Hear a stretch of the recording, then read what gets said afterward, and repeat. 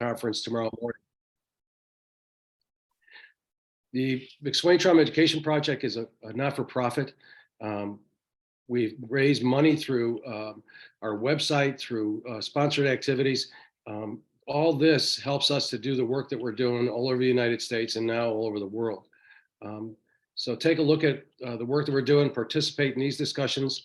We have conferences coming up in Omaha, Nebraska, and Billings, Montana, Chicago, Illinois, all these over the coming months, and we want to come to your community. So as you see this presentation tonight, at your leisure, take a look at our website and consider supporting us in one way, either to contribute. There's no amount too small or too large. You can contribute directly through the website. Second, let us know what kind of topics you'd like to hear about. We'll get that material to you. And third, if you have a place where the McSwain Trauma Education Project can travel to, we'd like to hear from you to bring this program to you as well. Now, I don't want us to steal any more time from Hank, tonight's speaker, so I'm going to pass this on to Dr. Allison Smith, who is going to introduce tonight's speaker to you. Thanks, Will, and thanks everyone for being here. It's my privilege to introduce our speaker tonight, Henry Hank Meyer, who is a senior special agent for 23 years with the U.S. Bureau of Alcohol, Tobacco, Firearms, and Explosives. He currently serves as a certified fire investigator in the New Orleans Field Division, and he's a member of the elite ATF National Response Team concentrating in fire and explosive-related investigations. He also served as a member of the ATF Multi-Agency Gang Unit, where he specialized in the investigation of long-term multi-defendant racketeering and conspiratorial type cases. Meyer spent 16 years as a tactical paramedic assigned to the ATF Special Response Team, providing tactical medical support for high-risk deployments throughout the country. He earned a Bachelor of Arts from Wheaton College in Norton, Massachusetts, and a Juris Doctorate from Northeastern University in Boston, Massachusetts. Meyer is admitted to practice law in both state and federal courts in Massachusetts and Louisiana. He has a passion for all things aviation and is an instrument-rated private pilot. So with that, we're really excited to have Mr. Meyer here to give us his great talk tonight. Thank you so much, Allison. Will, you want to pop back in real quick? Mute. Yeah, Hank, sorry. I forgot to mention a couple housekeeping things. Please keep your mics muted so that the presentation will continue. Steve Mercer, who you see on your screen off to the left, probably also from the MTEP board, is going to be monitoring the chat feature. So if you have comments throughout the night, throw them in there. And if it's urgent, we can get the message to Hank, but we will definitely read your questions off to him towards the conclusion of the event. Did I miss anything there, Steve? Or are we good? We're good. It's back to you, Hank. Thanks. Thank you so much. Appreciate it. I want to thank the McSwain Trauma Education Project for having me. I've been privileged enough to be part of the organization and our foundation for several years, and it's always been my privilege to speak. I've been a nerd most of my life, and I've been fortunate enough to have a bunch of different hats and to be able to kind of come full circle. I started my career as in EMS 35 years ago, and and then I kind of ventured into law enforcement, then became an attorney, stayed in law enforcement, started my career as a firefighter EMT, and now I'm back doing big fires and bombings. So I'm fortunate enough to be back into a firehouse, but with a gun. So it's been a wonderful career. As I said, I'm a senior special agent with ATF. That's the Department of Justice. ATF's concentration predominantly in the United States is violent crime. I would say our bread and butter predominantly is firearms related violent crime, and as well as firearms trafficking and narcotics trafficking that have a firearms component. But an also component of ours is arson and explosives investigations. We're the lead agency throughout the country on non-terrorism related explosions and fires. So I've been fortunate enough to be a paramedic on our special response team. I was a SWAT paramedic for almost 16 years. So I've been able to kind of bring the medicine hat to law enforcement and then back to the investigations. One of the things I'm most proud of is I'm a reserve paramedic with the city of New Orleans. I've been riding with them for 20 years, and it's truly been my privilege. So I come somewhat well-rounded. When Mary came to me and asked me to do this, predominantly when I'm doing stuff with the foundation and stuff, it's more of legal nature, malpractice, nonfeasance, misfeasance, malfeasance, nerdy lawyer stuff. And she said, if we could kind of get away from that and kind of get into something more operational, I think the group would appreciate it. So I gave something similar to this presentation several years back at the World Trauma Symposium when it was down here in New Orleans. So I've kind of adapted in that. I'm going to show a little bit of a kind of a vignette, and it's a little bit of a video. I was able to harvest it off the internet. I think I'd give credit to, I think it was a San Francisco Fire Department video that I was able to use.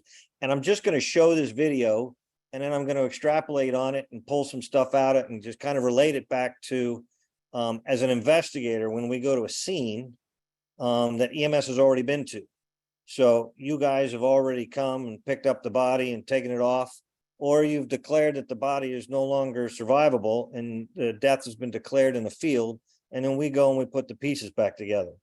So there's kind of a duality of you need to do your job, but then we need to do our job when we come in on the backside and we start putting all the pieces together. So I kind of just want to have a discussion about that and what EMS can do in the field to kind of help us facilitate it when it comes to these violent crimes. Because when I'm talking about these violent crimes, I'm more specifically relating to either shootings or stabbings or murders that you guys respond to.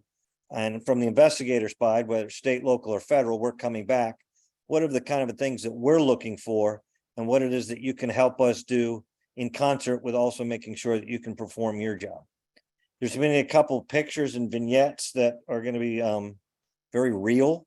So if there's little eyes watching, I just want to make a disclaimer that some of these pictures are going to be here in my presentation are actual crime scene photographs that I've taken. Several years back, our former Meyer administration created what they called the multi-agency gang unit in the city of New Orleans. And it was a very effective unit. And it was an ATF agent assigned in each district to a task force detective or a local detective. And our response was to identify the worst offenders, infiltrate their organization, disrupt it, and then use either state or federal resources to apply federal or state law in the best way to kind of reduce that violent crime. We responded to all the shootings and all the murders in the city of New Orleans with homicide to just kind of identify, which targets were ours, which targets were theirs, which ones we were working. So it gave us a lot of exposure to the violent crime, which kind of allowed us to kind of hone this skill. So with that, I'm going to show a very short video, and then hopefully you'll be able to capture the audio on it and hear some of the things that are taken. And then I'm just going to kind of go step by step into it in how EMS can just be more cognizant of some of these issues when you get to a scene. So bear with me. I'm hoping I can do this. I'm going to share my screen. Share. And then I'm hoping, can you guys all see that? Perfect. So I'm hoping the audio will work. Let me know if you guys can hear the audio. Can you hear the audio?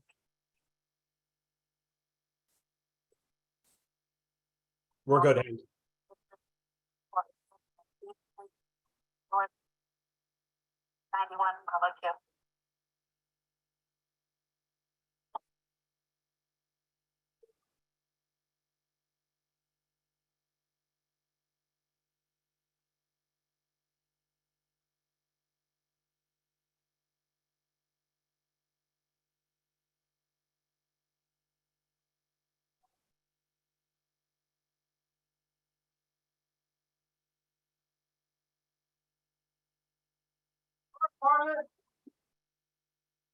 Fire department, we got a guy in the house. Sir? Sir? Can you hear me? Shut up. You don't know what's going on, sir. Found down, going all over the place. I think you might be shot. Okay. Maybe you got two so far. Get him on the monitor. Okay, guys, watch out. We got a shell case. We'll get some light. Keep them more light. Marty, can you grab some light for us, Marty? Turn around. Turn around.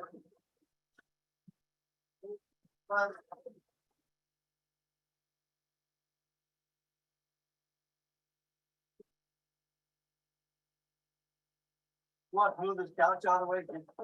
Yeah, for me.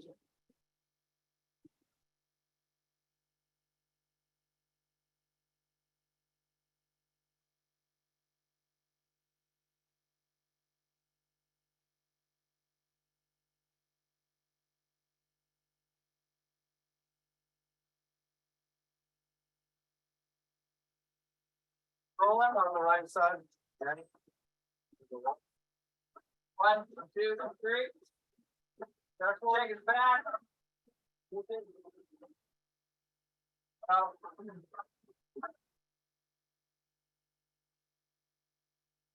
Ready? 1, 2, 3.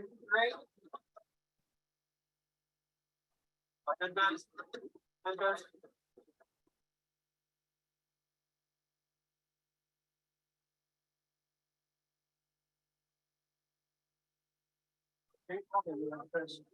Don't do that. Take them all over that.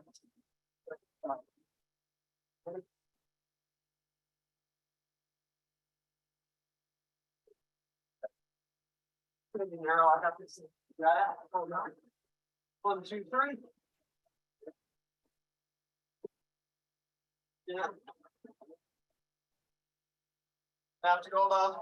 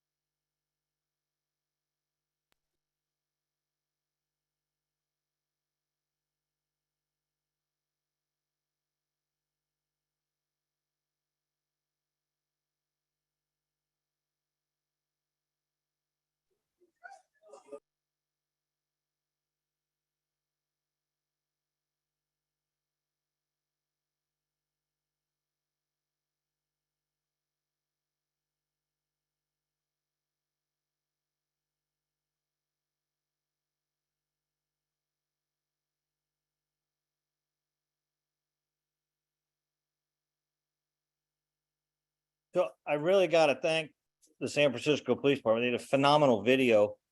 This video really highlights some of the things that I think are most important from the investigator's perspective. And they really kind of are drilling in on some of the things that we as investigators come back and look at. So one of the things as an investigator that I want to know when I'm rolling up on a shooting or a murder or, any type of violent crime is, obviously, I need to be able to find out how the scene was upon your arrival. You know, we're always concerned about ABCs. Is the scene safe? You know, how did you arrive? What did you see? What did you observe? But oftentimes I've got to go back and talk with either the EMS or firefighters. What was the door like? Was it open? Was it closed? Did you have to force entry? Was the door ajar? Was it unlocked? Was it locked? Did you notice anything interesting about walking in? Something as simple as just, was the door open or closed, really gives us value as investigators when we go back. The heat of the moment, EMS is rolling in, you've got a hot call. One of the things that I've learned about 15 years ago was I'm always rolling on a hot call. Is I learned this from military operators. I take a lot of deep breaths before I roll in on a hot call. I try and get my heart rate down, try and get my blood pressure down. That way I can mentate effectively and try and take in as much of the information as I can on that call. Really just kind of get my energy level down so that I can at least comprehend a little bit more. That's So when we come to these particular scenes, if you could pay attention to how you got there. Did you see any cars? Oftentimes it's, we've gone back and we've looked at onboard video from EMS and fire department. If we're looking for a particular vehicle, the witnesses say that a vehicle went. Did you notice what color vehicles were there? If you're out in a crowd, do you see anything particular about a crowd as you're trying to process that scene?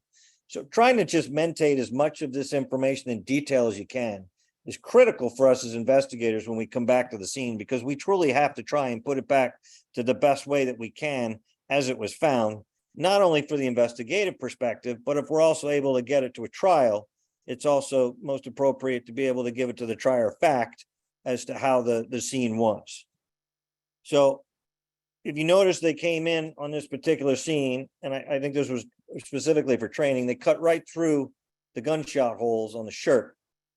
If you could take your time and cut around those holes, and the reason I say that is there's a lot of evidentiary value in the clothing on the scene of violent crime victims. Not only is there trace evidence that we can collect off of it, but also the way in which the gunshot entries, if it's a shooting, we can take that clothing, bring it to the laboratory, and we can check for gunshot residue. That'll help us in determining proximity of where the weapon was in relation to the body, to help us kind of back into ballistics and how the body was shot. So if you can cut around those bullet holes, or any types of wounds, for example, if it's a knife wound, and we are able to collect the knife, if you cut right through the knife wound on a shirt or any type of clothing, it really does a disservice to us on the investigative side. So I know they talk about this in basic EMS school, EMT school, but these kind of things are extraordinarily critical to us as investigators. You just kind of take your time to cut around it. If you notice that there was a large blanket up on this window, and it was dark. I think they did this on purpose. As we look into the video a little bit further, one of the things he doesn't have on his hand right now is a glove. So his DNA is going to be all over this scene. One of the things that we have to do as investigators is not only identify the offender, but we also have to be able to exclude everybody. Oftentimes we've gone back and we've said to our EMS and fire personnel, would you mind giving a DNA sample? More often than not, they're completely voluntary. We're not keeping it in a DNA bank, but we're trying to use it for exclusionary purposes. We know that this DNA is the firefighter. We know that this DNA is the paramedic. We can exclude using that DNA. Here would be one example where we would probably go back and make a request for that if we had to, for an exclusionary purposes on the DNA. Also, if you can leave the scene intact as best as you can, I know that it's a dark scene, but if you can leave it the best way that you can and work off of flashlights, or it looks like they had a lot of resources in that room. The on-scene commander can kind of delegate a resource for lighting and scribing as they start working their patient. Another thing is no need for OCD organizational skills here. There was really no need to move that lamp, and I think that's what they were trying to tee up on here. As I come back as an investigator, you guys have all left the scene. You guys are at the hospital. I have to now try and figure out where that lamp was. As we'll look further in some of these videos, we've got blood patterns. Those blood patterns are incredibly valuable to me as an investigator to determine how the victim was shot or how the offender shot the victim, where he or she may have been standing in relation to the body. Those are components and data points that we use to draw upon that we now have to extrapolate where that lamp may have been, where it was, and it just makes our job that much more difficult. At the end of the scene, the lamp is nowhere near where it was in the beginning, neither was the blanket, and it just forces us to go back and start recreating the scene and then having to do additional moving. As I stated before, this is not a DNA donation bus. Please, if you're going to go into scenes, always use your gloves. It allows us to be able to exclude. I oftentimes, I see in my experience, more often than not, fire departments are more culpable to this as opposed to EMS. You've got some guys on the fire truck that are responding just because that's how they typically roll. Men and women just, they're not interested in patient care. They're probably doing the heavy lifting. It's kind of something that's we need to more cognizant of and think about it. I'm not just drilling out my fire personnel here, but more often in times as offenders, it's the firefighters who don't want to have anything to do with EMS are coming the offenders here.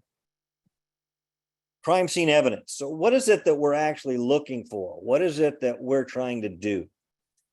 Each and every agency has different capabilities. I think that's what was so successful with the ATF MAG unit with New Orleans Police Department, was it was a true mirror and a marriage of state and federal and local resources. There's a lot of tools in my toolbox as a federal agent that I have. There's a lot of tools in the state and local toolboxes that they have that I don't have. So it was kind of an application of our toolbox, all hands on deck. But some of the things that I'm looking for, and I'm going into a scene, whether it's a violent scene, is where can I extrapolate and get my evidence to try and firm up data points for solving the case. A lot of it is trace material. Trace evidence it's an invaluable tool.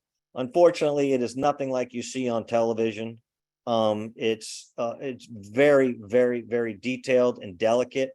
We extrapolate it at the scene. We send it off to the labs, and our forensic analysts are able to take it away and look at it.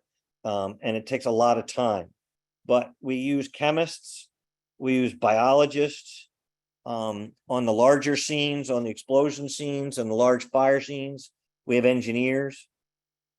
We have extraordinarily capable and technical fingerprint specialists. I'll go into that a little bit more. Also, we've got what we call tool mark examiners for our firearm stuff. But when we're going into these violent scenes, we're looking at the knives, we're looking at the firearms, and we're looking at casings.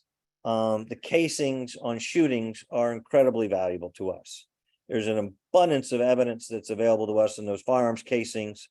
Another thing that we've started to do as far as trace evidence is, for example, we on the national response team for arson explosives, we've got an incredible partnership with Western North Carolina State University. They have a body farm there.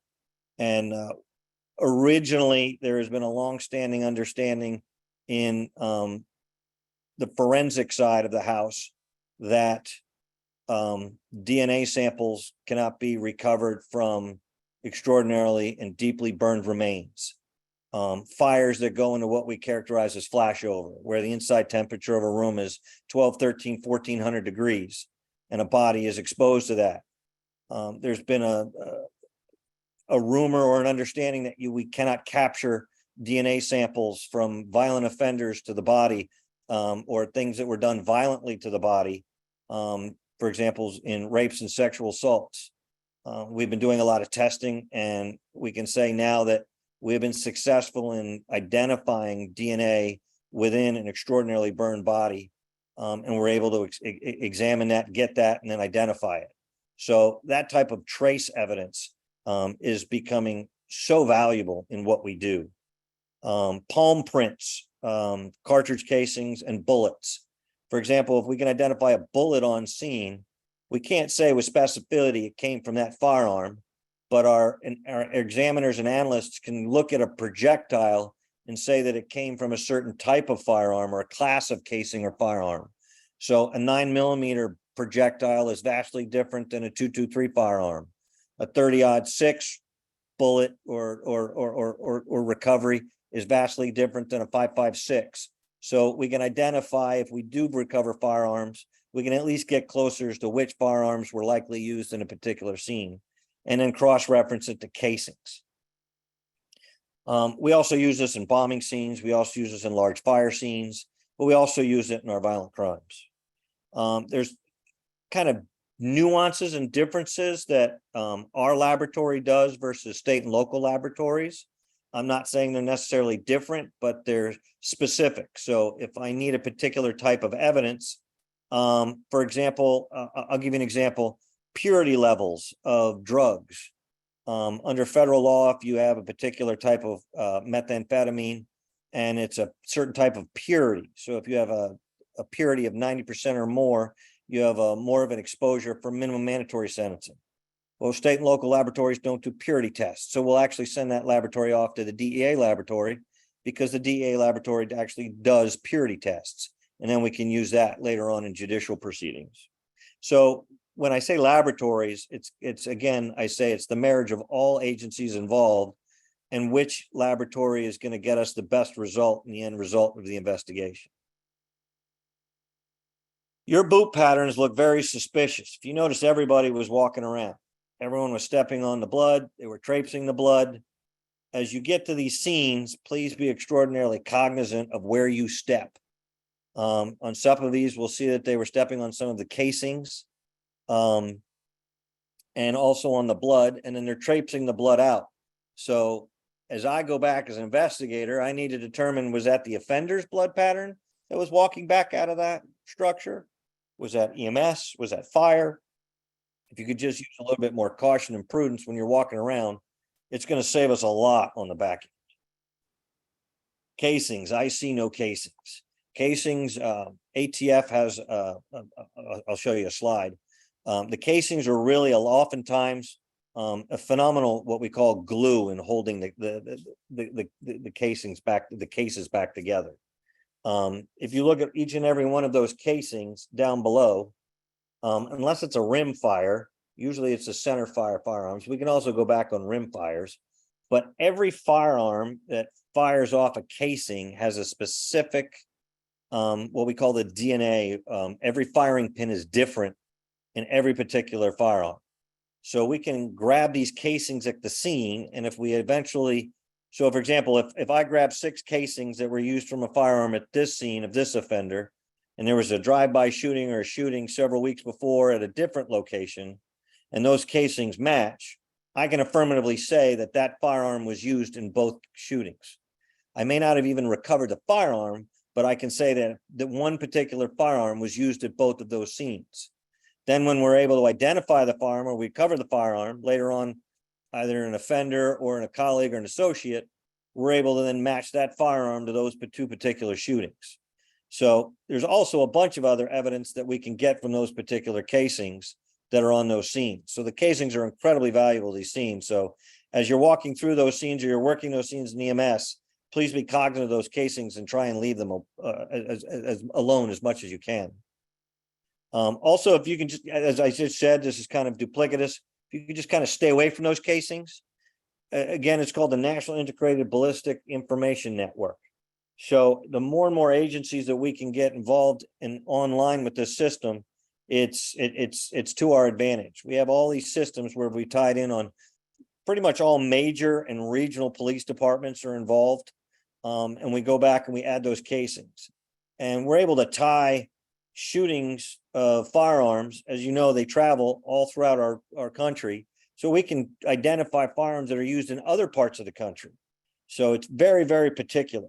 But one of the things that we're also able to get from these casings is trace evidence and also fingerprints. We have an incredible ability to extrapolate fingerprints from those casings, as well as trace DNA.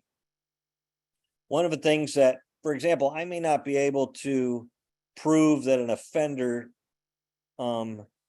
did the murder, but I can show that the offender was there. And if the offender is a convicted felon, under federal law, it is unlawful for anyone convicted of a felony to possess a firearm and or ammunition.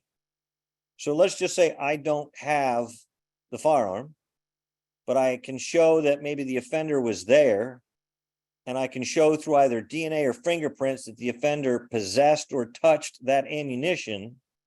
That might be enough just in that alone to be able to get me to arrest that subject and put them on ice and charge them federally for being a felon in possession of ammunition, which gives us some time and opportunity to kind of build and perfect our other case. So that's kind of why it's important for us to be able to do that. There is no state violation for being a felon in possession of ammunition, but it's a federal offense, and we kind of use that as a tool and investigative resource to help us kind of perfect the case as we go along. Move it, move it, move it. we already saw somebody here in the video move the large tarp or coverage of the light. They moved the light, and then they also moved that large couch. Please do your best to leave the furniture and the scene the way you found it. I've noticed that a lot of agencies, some of our larger agencies, I am a huge proponent of body worn video. I think it is a huge reduction in liability as it goes to employee misconduct, internal affairs investigations, and nefarious and fictitious allegations of bad conduct and behavior, but also for us to be able to go back in and to be able to see the scene as he or she saw it and work that scene backwards based on that body worn video. So I know that it is cost prohibitive for some of the smaller agencies because of the retention and the cost for data. But as you start using this in your resources, how is it uploaded? Can we go back and capture it? I'm a huge proponent of body worn video. As long as it's within the policy of your agency. I know that some of the larger agencies have been able to get past it in HIPAA, and they're able to work through that. I don't know how it works in each and every state, but I know that it is now a possibility. Also, if you are able to identify exactly who was on scene as far as on your run sheet, that is also huge too, to be able to identify who was at the scene, when they were at the scene, what their role was, what they did, because then that gives us an opportunity to go back and talk to them. Embrace your inner hippie and save your paper grocery bags. The DNA that we're trying to go back and get is inside those clothes, or the trace evidence is inside those clothes, or what is inside those clothes. So for our perspective, if you could use paper bags or just leave it, the value for us is even more. If putting it in those bags is of no value to us, we're going to be putting that in paper bags as we get to scenes. So it's just kind of the little things also. Also, when you get to the scene, this is kind of the little stuff, Allison. If you get to a scene, I took this right from a run report. Gunshot wound to the left side of the head, softball size hole with brain matter exposed, apnea pia. I guess I understand you have a duty to try and save the life, but that's a non-survivable wound. And if you could leave that scene there and with your medical control, call it on scene and not bring it to the hospital, that is a huge, huge advantageous for us as investigators. This is actually one of the murders that I worked. This was taken back at the hospital, and then subsequently at the coroners. They actually worked this code. In my professional opinion, I don't think there was any need to work this on the scene.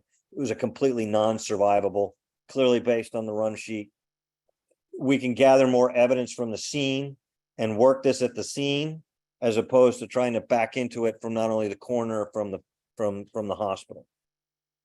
So if you can give some consideration to that when you're on these scenes and actually keep them at there, it's a huge value to us, because this is a murder case now. We're backing into it.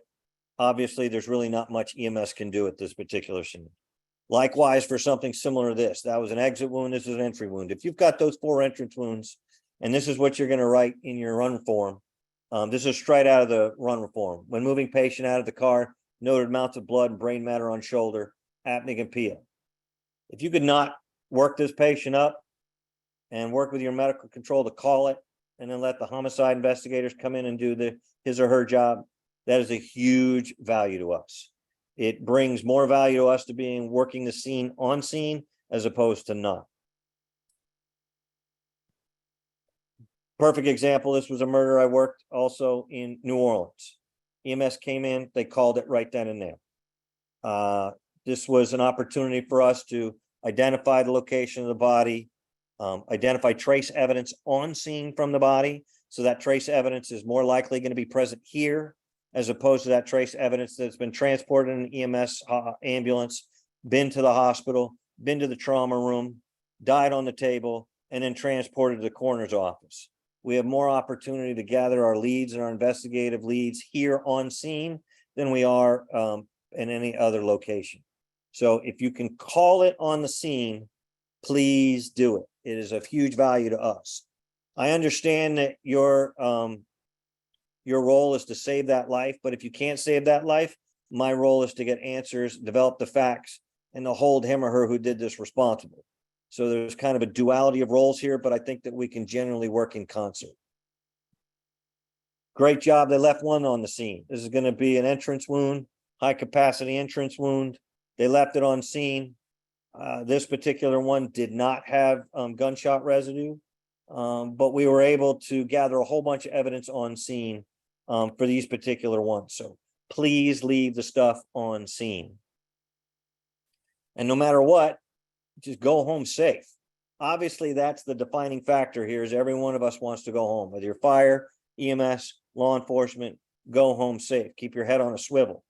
And that's kind of really all I have here. I just kind of put it together. I wanted to just give you about 20, 30 minutes. I don't know where I'm at. I think I'm right around in that range. I had a bunch of questions at the World Trauma Symposium. Hopefully I'll have some here. If you ever need any suggestions or advice or, ideas, please reach out to Mary. I'm always open to help.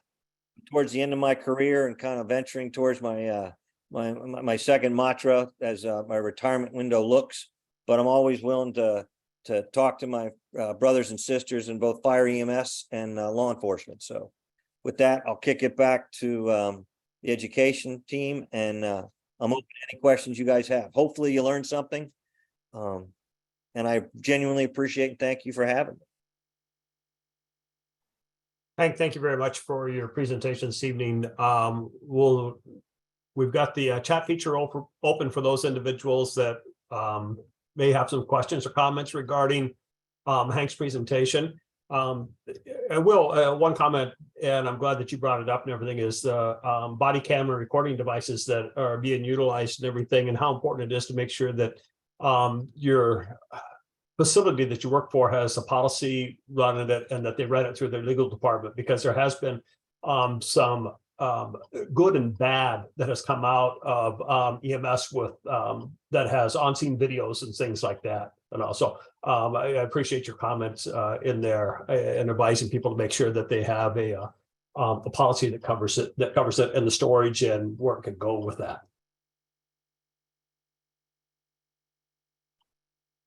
Looking for other questions from individuals there. Again, please feel free to use the chat feature or raise your hand and we'll get to you here. Hank, I was curious, while people are writing in here, what are your thoughts on self-deploying responders? I'm sure you've walked in on a few of those types of events. In the city of New Orleans, I don't see that often. Yeah. My experience has been more often on the murders and the shootings. We need law enforcement presence as much as we can. I don't think that I'm going to be able, more often than not, that is not our audience. If they're first responders and they're able to learn this stuff in basic EMS school, that's wonderful. But as far as law enforcement needs to identify everyone that was on scene. If EMS can identify everyone that was on scene, for example, oftentimes we say witness or bystanders reported. If there's a way to articulate who those witnesses and bystanders are, because that's further additional data points for us to get to. There's no HIPAA violation when these people are dead. So we can go back, we can subpoena the medical records, we can identify who was there, we can start working on it. Does that answer? Yeah, I do have a question. Sue put a question here. Can you explain a little bit more on why a paper bag is better than a plastic bag when you're talking about gathering material and everything and for your trace evidence? Yes, from our biology side and from the DNA side, they want to dry those clothes out and be able to get the DNA. Whereas if it stays in a plastic bag, it stays moist, and the moisture adds more humidity and decreases the potential for future DNA extrapolation down the road. So from an evidence perspective, anything that we're going to be doing as far as biology goes is going to go into a paper bag as opposed to plastic bag. And that's more specific for our forensic analysts that are going to be examining it down the road. Great question. Got another one from Damon, and again, I know the answer to this one. If we're on a violent crime scene, will we ever be called to testify in court as a witness? I have been called more than once for murder as a witness to a couple murders as an EMS provider. Absolutely. Absolutely. And I think it depends on whether or not it goes to trial. Oftentimes we brought in fire and EMS. We put them in grand jury to talk about what they saw. You're not going to be brought in to testify more often than not in a violent crime as an expert witness. You're going to be a fact witness is what we refer to. So what did you see? What did you hear? What did you smell? What did you identify? To be able to provide factual information that relates to the scene and what you did or what you experienced. But on many occasions, we brought in fire and EMS, often into the grand jury. It's very likely that you can be called to a trial, but more often than not, it usually doesn't get to that level. There's a lot of pleading out that takes place. Or if it does go to trial, then we often get in touch with you well in advance and can work with you in your schedule. And also maybe you can make a comment too on how important it is that their run reports and everything, the accuracy of the run reports and the detail in there, because a lot of times there's a time lapse between the time of the incident and the time that they may get into the grand jury, or if it goes under trial, and memory and say a fleeing moment sometimes. Absolutely. So make sure in your run reports you can be as detailed as possible. Something as little as I saw this, it was out of place. Something as little as I smelled this. Something as little, there was a particular person wearing a particular piece of clothing. Even if you just take notes, I don't know if your agency allows you to take investigative notes or notes that you keep, but that's discoverable and is often helpful. If you can upload it or scan it into your health management system or we call it a case management system. But if I'm taking notes on a scene and I'm talking to somebody, I scan that into my system so that I can reference them later. Maybe your agency has a policy relative to that. If they don't, please explore with your management as to how you can get your notes uploaded into the scene, because those notes are going to be what you're likely going to be using in what we call refreshing your recollection when it comes to trial or to grand jury. But being able to articulate as much as you can of that scene right after the run, take a bunch of notes down. Even if it's not relevant to your run report, if you could take those notes down and it's a violent scene, those notes are critical and extraordinarily helpful to us as investigators down the road as we come back to try and recreate what happened. Well, let's tag you with another question. And I really like this question too. This is from an in-hospital provider. Okay. Let's say that is there a question that anything that they can do to help with the investigation if a patient dies while in the hospital? Don't touch it. Leave it alone and try and bag it as quickly as possible. Okay. And again, the care that was provided to the patient and everything while they were in the hospital, what their observations are, again, becomes pertinent information for you, even if it's in hospital versus out of hospital. Yes. Oftentimes, like in the old charity hospital, and even when our trauma rooms now, you've got the scribe.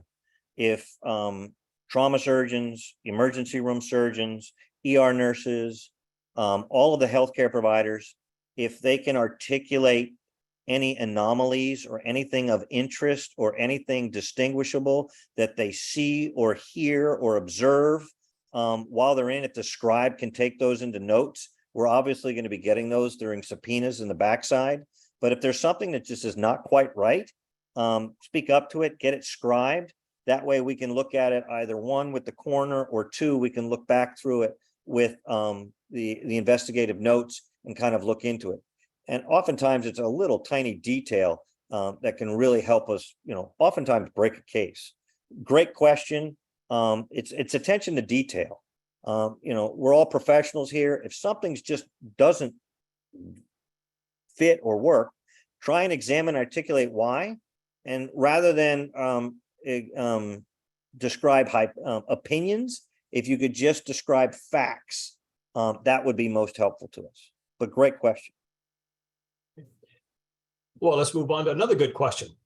Would any of our belongings be used to aid in an investigation, such as our boots, multi-tools, or other items exposed to a crime scene? In my experience, no, we're not going to take your multi-tool. We're not going to take your boots. We may identify a boot pattern. For example, it would be more of an exclusionary perspective as opposed to an inclusion.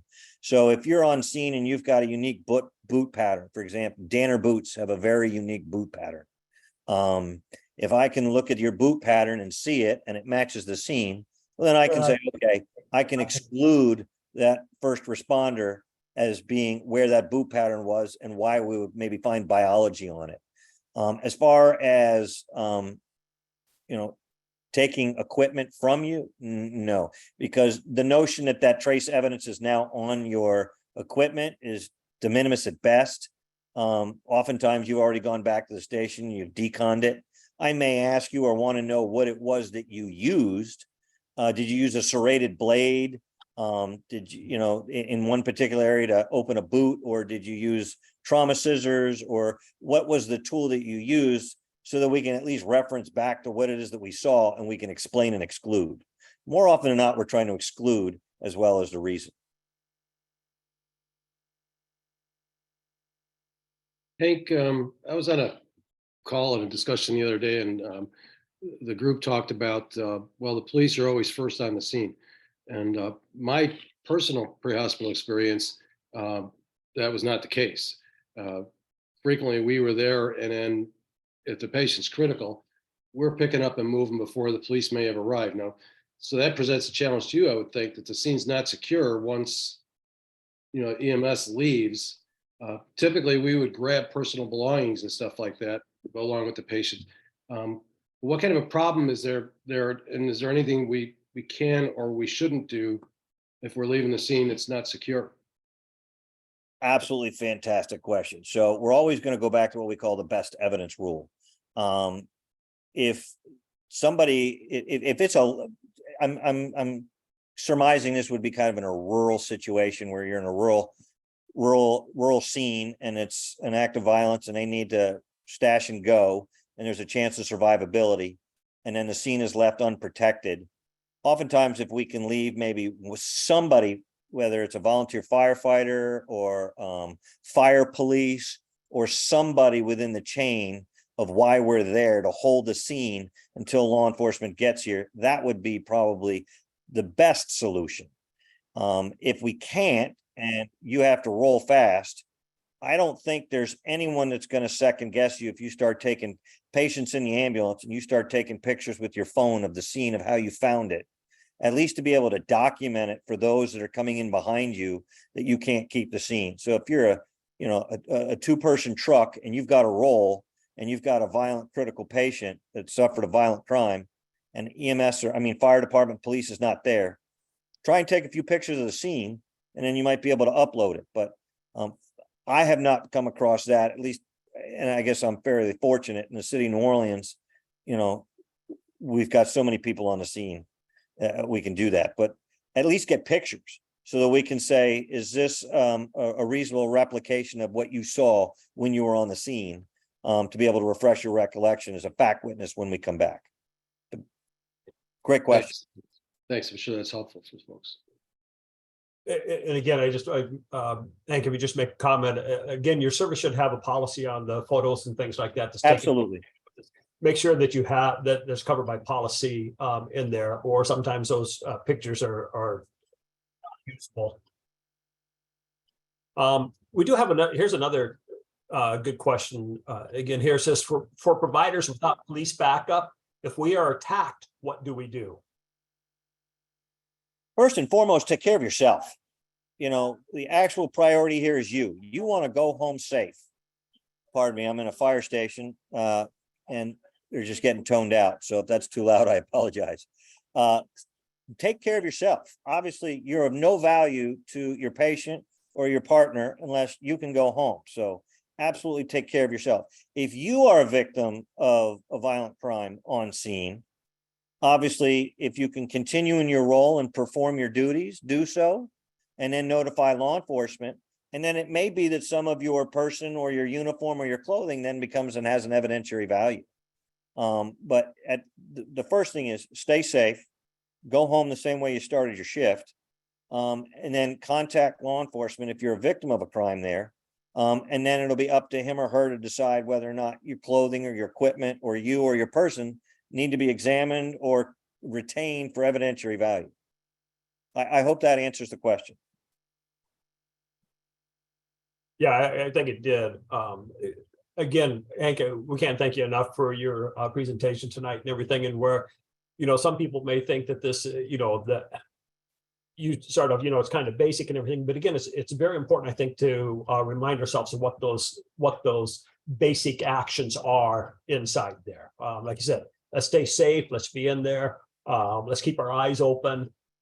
Be a good recorder and everything. And I think that will help everyone out as we go along. I don't see any other questions at this time. So I think at this time again, Hank, thank you very much for being here. Absolutely. Thank you so much for having me. It's been a pleasure. What I'd like to do is turn it back over to Will for some closing comments in there, and a reminder of what's going on with MTEP at this point in time. Well, Will? Thanks, Stephen. Again, thanks, Hank. I think all of you, I should remind everybody that this is a nonprofit and it's run by volunteers. Nobody in this organization is getting paid, and our speakers donate their time for these projects as well. So I want to thank Hank for Absolutely. giving us this extra time to help us out tonight. And again, I want to thank all of you. If you like this, the third Thursday of every month, without fail, 8 p.m. Central Time, we'll be here. And we'll have something interesting to talk about. So make this a place that you stop by regularly. Again, the other activities that we're up to, I mentioned some of the conferences coming back. We're going to be in Billings, Montana soon, Omaha, Nebraska, Naperville, which is just outside of Chicago, Illinois. Mary, you see on the screen there, she's in Sao Paulo to kick off the second international conference there tomorrow. We're doing lots of things. So take a look at what we're doing. Help us when you can. If you'd like to hear about something, we will find a way to get it to you. So please let us know. Email us, look at the website, see us on Facebook and Instagram. Send us your comments, questions, or concerns. Also, if you think you've got a place where MTEP can help and we might be able to come out and do a conference in your area, or if you have a conference that we might be able to sponsor a speaker to, tell us what's going on and where you'd like us to be, and we'll find a way to be there. And I want to thank you all for joining us again. That looked like one question might have snuck in. Yeah, just one more comment and everything, and I think that this is important again, and it's understand where your county or how your city works and everything. Sue said that if a violent crime is paged out, the dispatch will have a saying, deputies are on scene. So there may be some little saying or something like that to help advise EMS providers and everything that they are entering into a violent scene in there. So know what your dispatch information or usage is inside there. It can be very, very helpful.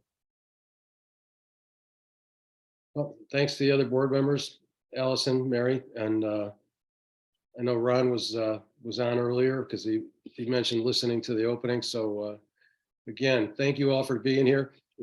If you guys aren't here, there's no point in what we're doing.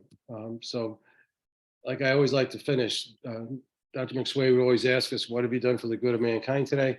You guys can end the day knowing that you did this for the good of mankind. You open your minds, you had to listen to some information you may or may not heard, and hopefully it'll have a positive effect on your work tomorrow. Thanks for joining us, everybody. See you next time. Thank you, everyone. Thank you for having me.